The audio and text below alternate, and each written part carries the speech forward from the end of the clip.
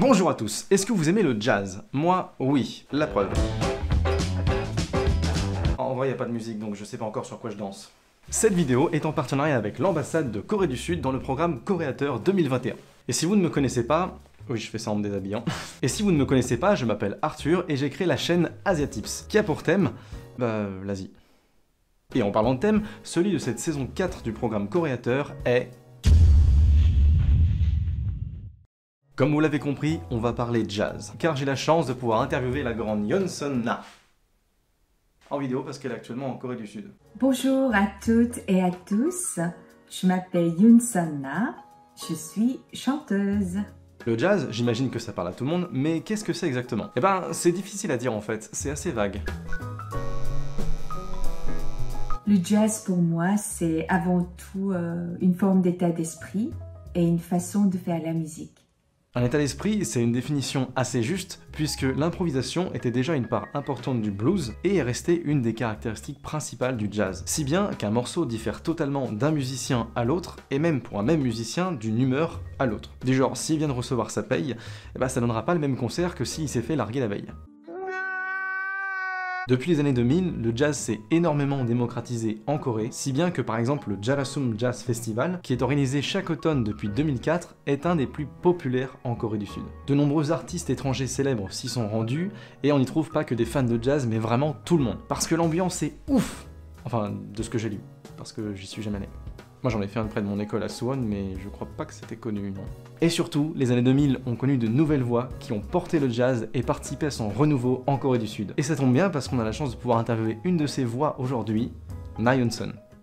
Once you and I are cleansed from you and me, and my heart inside and out is all beloved.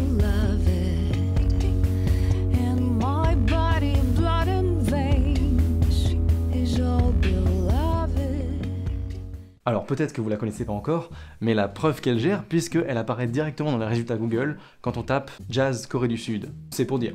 Yeon Na est née et a grandi à Séoul. C'est une ville en Corée. Son père était chef de chœur et sa mère était actrice dans des comédies musicales, donc elle baignait déjà dans le monde de la musique. Mais elle s'est déjà consacrée à ses études générales jusqu'à ce qu'elle obtienne son diplôme de lettres à l'université de Konkuk en 1992. L'année suivante, elle s'est lancée dans une première expérience de chanteuse avec le Korean Symphony Orchestra sur un répertoire de gospel. Elle a été remarquée et engagée dans des comédies musicales, donc en soi il y avait une carrière plutôt bien tracée pour elle. Mais comme elle n'était pas convaincue d'être sur la voie qui lui correspondait vraiment, elle a décidé de retourner sur les bancs de l'école et d'étudier la musique. Et pour ça, elle a décidé de s'inscrire à l'Institut National de Musique de Beauvais, au Conservatoire Nadia et Lily Boulanger et au Centre d'information musicale en France. Je suis venue pour la première fois en France lorsque j'étais étudiante à l'université. J'avais passé quelques mois à Lyon et à Avignon quand j'avais 20 ans, il y a bien longtemps. Après mes études, lorsque j'ai pensé à m'orienter vers la musique, j'en ai parlé à un ami musicien et qui avait étudié le jazz.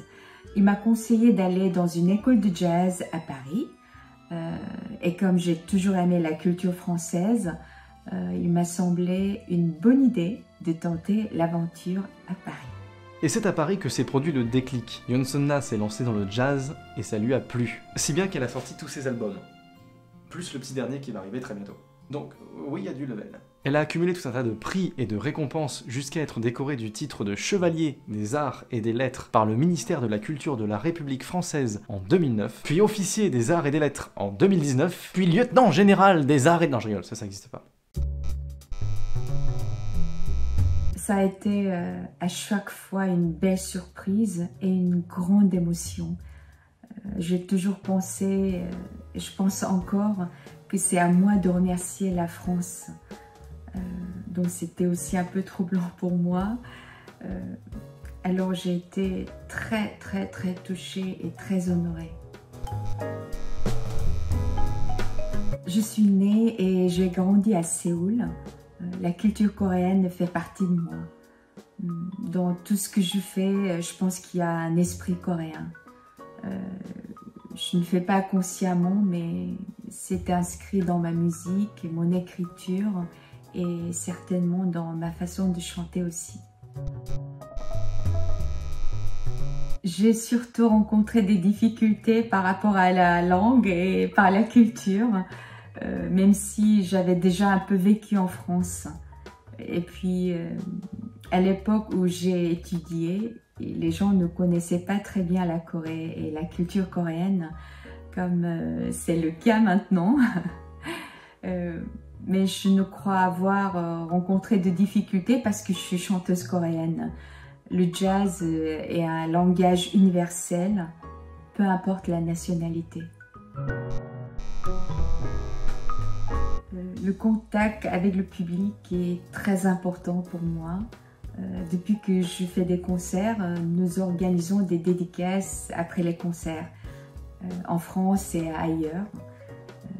C'est un moment essentiel pour moi car c'est toujours un bonheur de voir les visages, les sourires et écouter les gens me dire ce qu'ils ont ressenti pendant les concerts.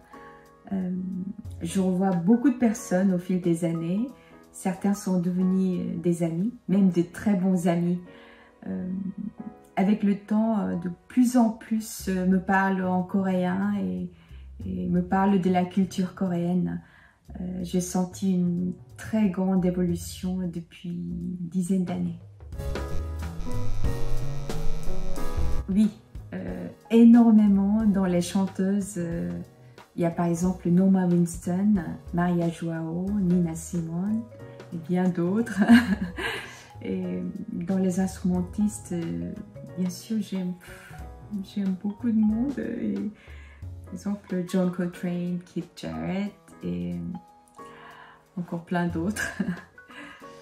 Et puis, les musiciens et les musiciennes que je rencontre, avec lesquels je joue, ça me prendrait du temps de tous les citer.